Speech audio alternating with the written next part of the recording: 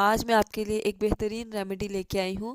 Weather change होने की वजह से नज़ला, ज़ुकाम, बुखार ये छोटे और बड़े सब में देखा जा रहा है, तो इसके लिए बेहतर है कि हम घर में एक ऐसी रेमेडी बनाएं जिससे हमें मेडिसिन की ज़रूरत ही ना पड़े। तो ये बेहतरीन कहवा मैं आपके लिए लेके आई हूँ। तो चलिए जी, इसकी ली है जिसको ये मैंने नींबू लिया है और इसके अलावा मैंने लिया है लहसुन, ये है हमारे पास मलट्ठी और इसके अलावा लौंग, दालचीनी और यहाँ पे मैंने पानी लिया है और शहद।